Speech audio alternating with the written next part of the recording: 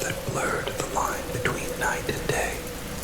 The small town of Eldridge lay nestled in a valley, surrounded by dense woods that whispered secrets in the wind. The locals had long since learned to respect the forest, for it was home to creatures that roamed the shadows, creatures that were best left undisturbed. But on this particular night, the storm raged with an intensity that seemed to awaken something deep within the woods, something that had been dormant for far too long. As thunder rolled across the sky, a figure moved through the downpour, huddled beneath a tattered raincoat. It was Clara, a local who had lived in Eldridge her entire life. She had always been drawn to the forest, its dark allure calling to her like a siren. But tonight was different. The air was thick with an unsettling energy, and every crack of lightning sent shivers down her spine. Clara had decided to take the long way home, a route that led her along the edge of the woods, a path she had walked countless times before. But tonight, it felt like an invitation to danger.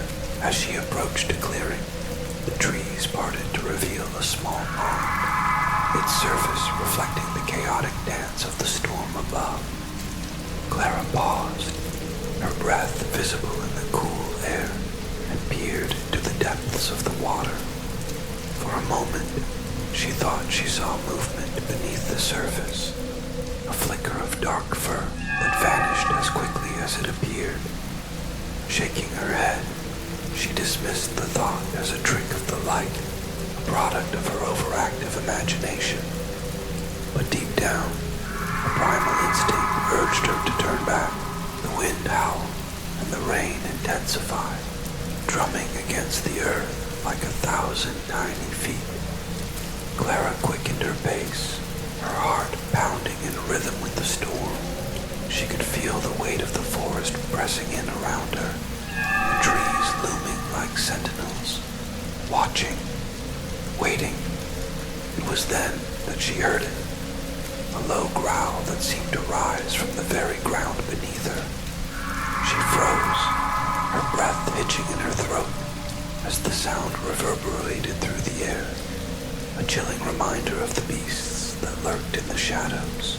In the distance, a flash of lightning illuminated the path ahead, and in that brief moment of brightness, Clara caught sight of something moving among the trees. It was large, its silhouette dark against the backdrop of the storm. Her heart raced as she took a step back, the growl growing louder, more insistent. It was a sound she recognized, one that had haunted her childhood dreams. The ferocious wolf had returned. Years ago, the townsfolk had spoken in hushed tones about the beast that roamed the woods, a creature of nightmares that had claimed livestock and terrified the community. They said it was a spirit of vengeance, a guardian of the forest that had been wronged by man. After a series of violent encounters, the wolf had seemingly vanished, leaving only tales of its ferocity in its wake. But now, as the storm raged and the growl echoed through the trees, Clara felt the weight of those stories pressing down on her. With every instinct screaming at her to flee, she turned and ran, her feet pounding against the muddy ground. The rain soaked through her clothes, but she barely felt it, adrenaline coursing through her veins as she raced toward the safety of the town. The growl followed her, a haunting reminder that she was not alone. It was as if the very forest had come alive, the shadows shifting and swirling around her, and she could feel the presence of the wolf closing in. Clara burst onto the main street, the dim glow of streetlights flickering in the downpour. She stumbled into the warmth of the local diner, gasping for breath as she pushed the door shut behind her. The bell above chimed softly, a stark contrast to the chaos outside. The few patrons inside looked up, their faces a mixture of concern and curiosity.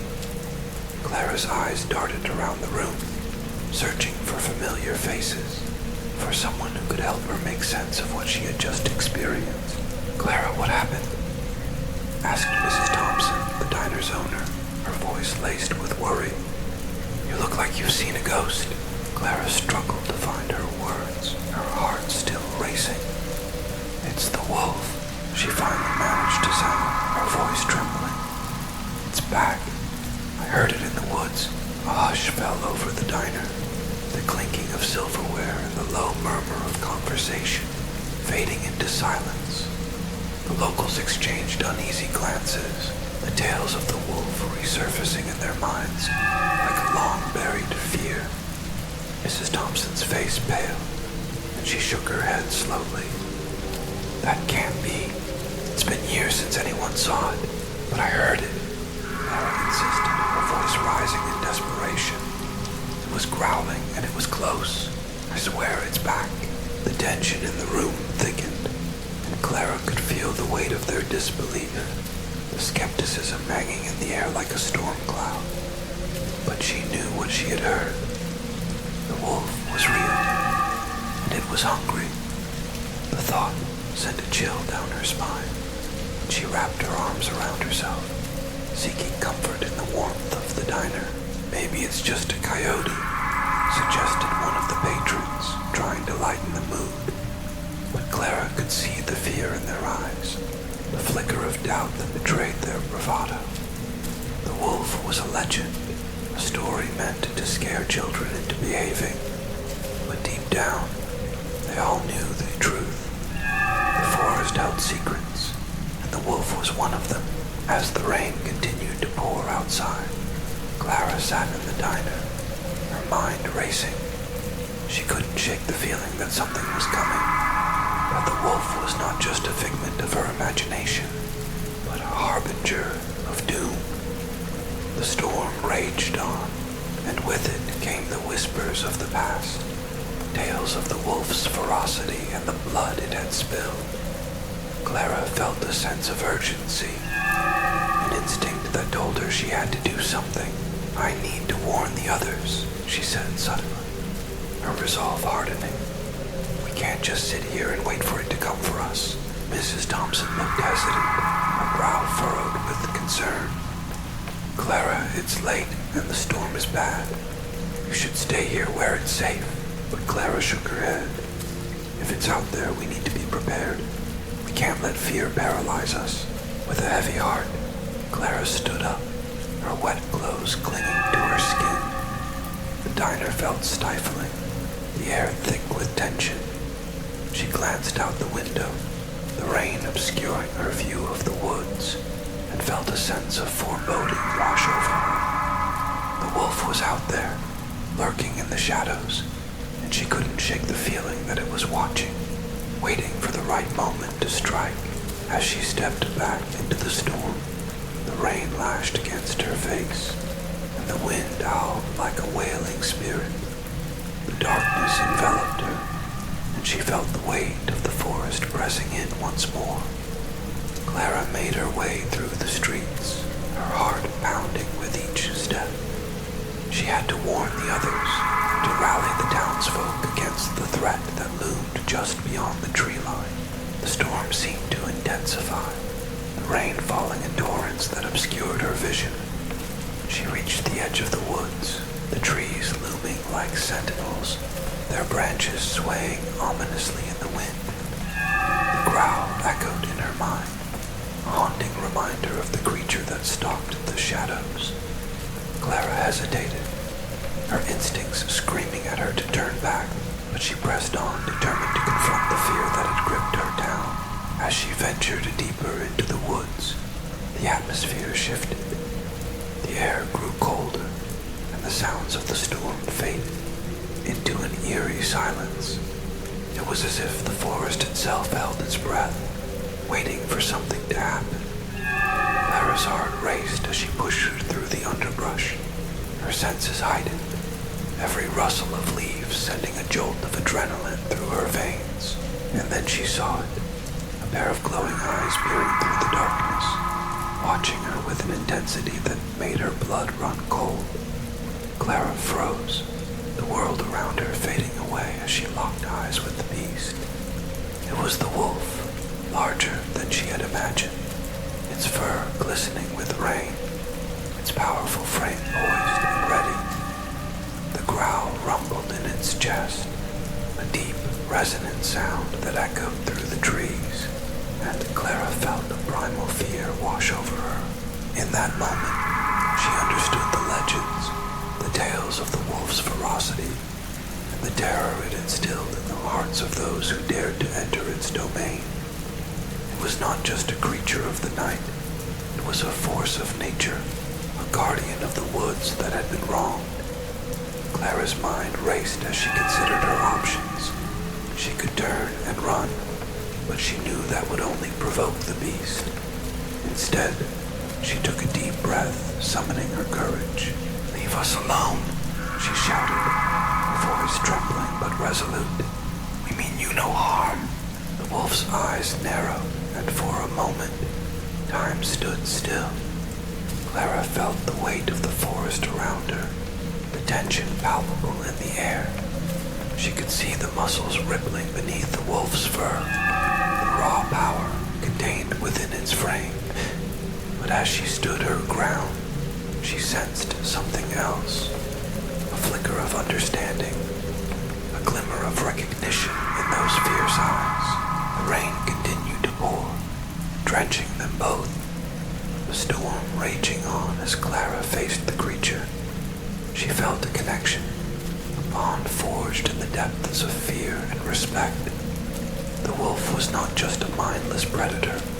It was a guardian, a spirit of the forest that had been awakened by the storm. And in that moment, Clara realized that she was not its enemy. The true threat lay in the shadows of human greed and destruction, the encroachment of civilization upon the wild. As if sensing her thoughts, the wolf lowered its head, the growl subsiding into a low rumble, a sound that resonated with the very earth beneath her feet. Clara took a cautious step forward, her heart racing, and she felt a surge of determination. If the wolf was to protect the forest, then she would stand with it, a bridge between the two worlds. "Together we can protect this place," she said, her voice steady despite the storm. "We can keep the darkness at bay." The wolf's eyes softened, and in that moment, Clara knew they shared a common purpose. The storm raged on, but the bond between them grew stronger, a connection that transcended fear and misunderstanding.